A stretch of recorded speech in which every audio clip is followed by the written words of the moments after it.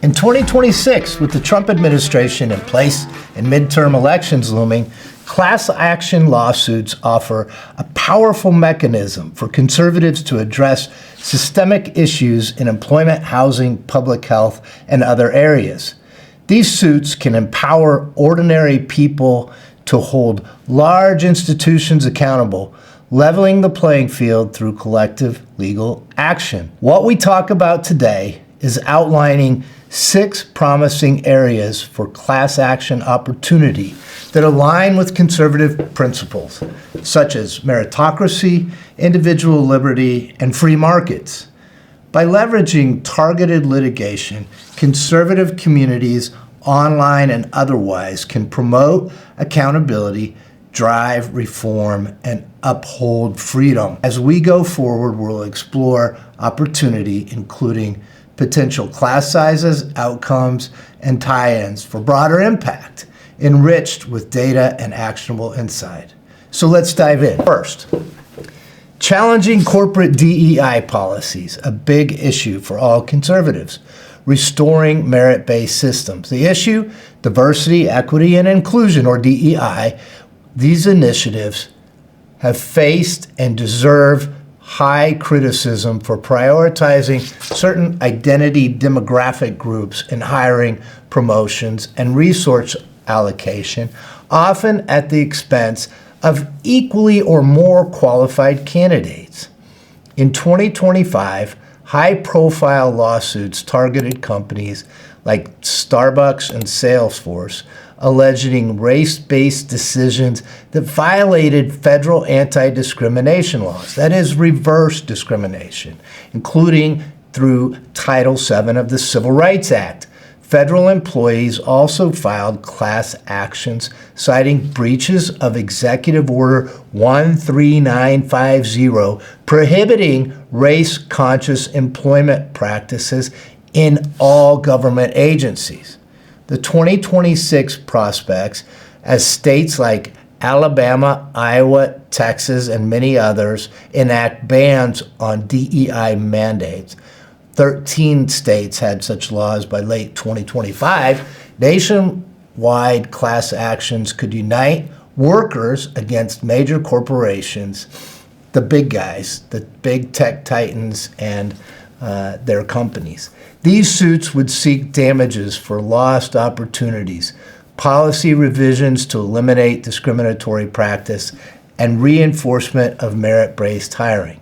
Data from Equal Opportunity Commission, or the EEOC, shows thousands of reverse discrimination complaints tied to DEI fashion policies in 2024 alone, signaling a robust plaintiff pool and opportunities that abound. Potential impact? The class size is truly over 10 million American workers negatively affected by DEI policies across industries.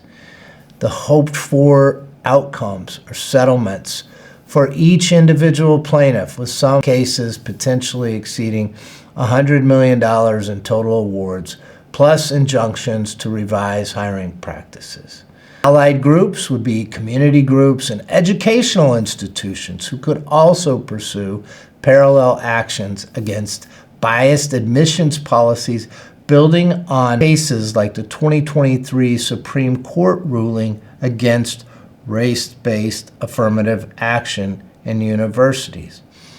One actionable step is to reach out to us here at Landmark Legal Services today to share any of your own experiences where you've been penalized by DEI. Moving on to a second class of cases, tackling housing affordability, combating rental price and house price manipulation.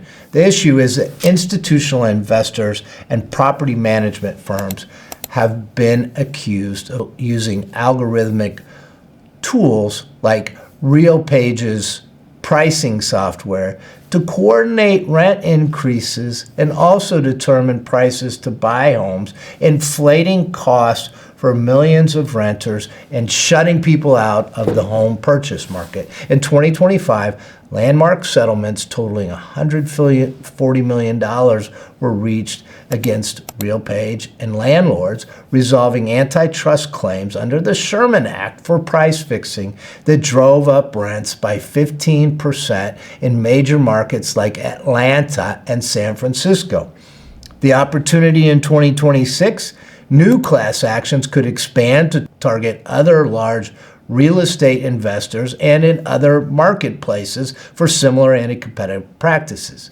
These suits would demand refunds for overpaid rent and injunctions against using pricing algorithms and reforms to restore fair market competition. With U.S. median rent rising by 20%, between 20 and 25 and more in many markets, and over 40% of renters spending more than 30% of their income on housing today, the urgency is quite clear. The potential impact?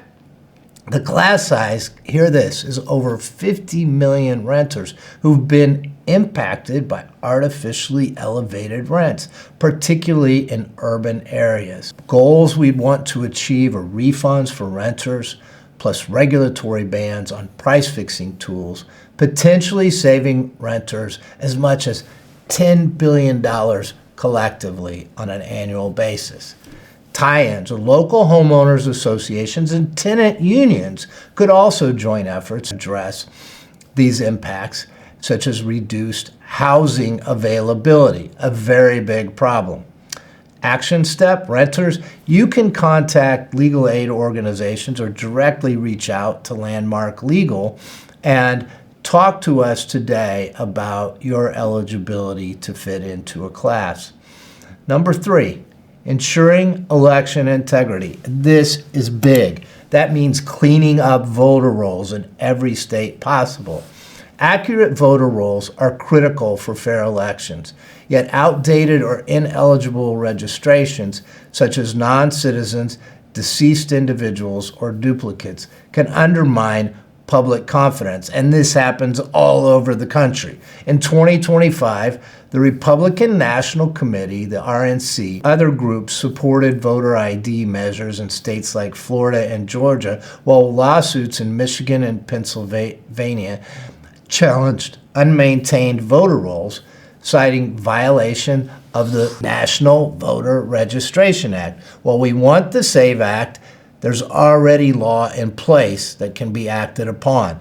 The opportunity now, class actions could enable disenfranchised voters to sue state election officials for failing to remove ineligible voters from the rolls, arguing that such lapses dilute vote equality under the Equal Protection Clause of the Constitution.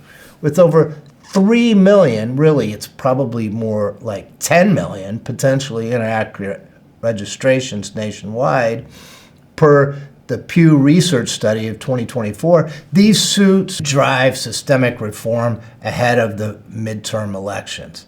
The potential impact, the class size begins at over 50 million because everybody that's affected by ineligible voter rolls and errors in key states. Our goals: court-ordered purges of invalid registrations plus recovery of legal fees for the class members. Tie-in voter advocacy networks could help coordinate case building and public awareness campaigns. Check your registration status at vote.gov. Find out, if you can, who might be on rolls that should not be, and reach out to those people who can help. Talk to us here at Landmark Advisors, and we'll do what we can to move forward with this action. Fourth, holding pharmaceutical companies accountable, ensuring transparency and access.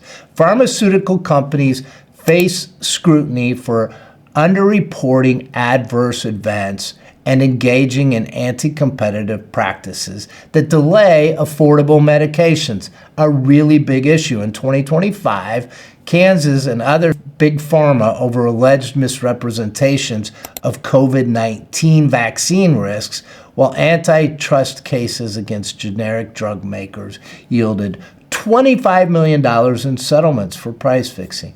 The National Vaccine Injury Compensation Program paid out close to $250 million for vaccine-related claims between 2020 and 2025, highlighting gaps in transparency. The opportunity now? Class actions could target underreporting systems like the VAERS Vaccine Adverse Event Reporting System and anti-competitive tactics that suppress getting generic drugs and supplements to market. These suits would seek compensation, improve reporting standards, and market access to cost-effective remedies, therapies, and medications, aligning with health freedom priorities our nation shares. The potential impact is a class size would be at least 20 million, perhaps 100 million patients and consumers affected by limited access or incomplete data.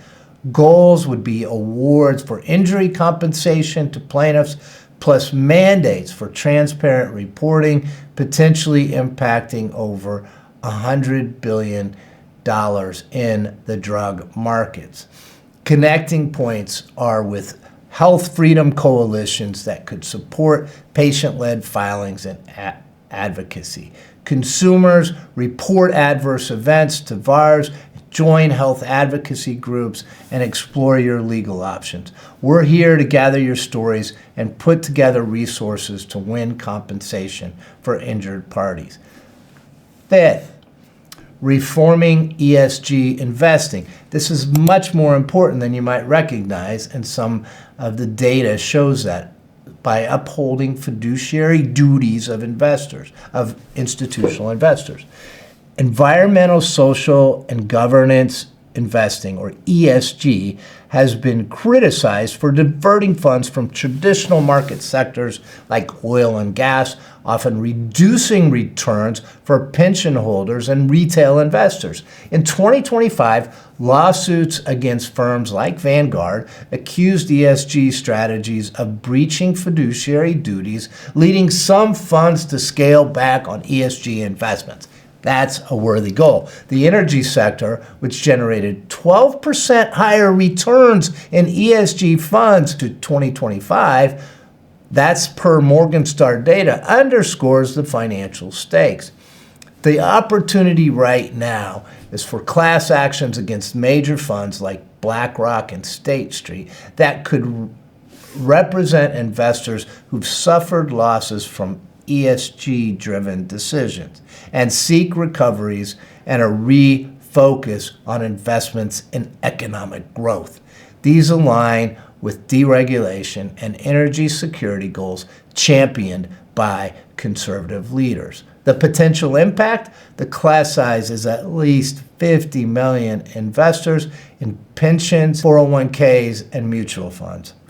Hoped for goals in this type of action would be settlements that would range from over $1 billion to perhaps more than $10 billion, plus policy shifts and investment policies toward neutral investment strategies. The connecting point is for investor protection groups like the investor advisory community and groups that support conservative retirees and others, challenging the ESG mandates. Reach out to us and we'll help you organize the data. Ensuring energy access, number 6. Countering big tech's grid strain. The issue is the rapid growth of data centers by tech giants has strained U.S. energy grids, driving up electricity rates by as much as 20% in less than the last 2 years. In 2025, the Department of Energy reported data centers consuming over 4% of U.S. electricity already and projected to hit almost 10% by 2030. Lawsuits in Kansas City and Virginia have already delayed projects over community impacts, citing rate hikes of 10 to 20% caused by the opening of regional data centers in affected areas. The present opportunity is for new class actions to target mega tech for coercive lobbying and exclusive power deals that prioritize their corporate interests and desires and to seek rate rebates and grid access for everyone. These efforts support affordable energy for households and small businesses amid AI-driven energy boom. The potential impact? Well, the class size is almost everyone in America, at least 100 million utility customers facing major cost increase. The goals to reach would be significant rebates for household, additional regulatory oversight, and saving consumers up to $5 billion annually in energy costs. Connecting points, consumer energy alliances like the Energy Consumers Alliance, who can team up with legal advocates for regional protection. Join the fight for justice. These class action opportunities demonstrate how litigation can uphold conservative values, fairness, freedom, and fiscal responsibility. Targeting systematic issues in employment, housing, elections, health, investing, and energy cost. Patriots can drive meaningful reform even through the courts. They don't belong to the other side. They also belong to us. Justice is for all in America. How to get involved?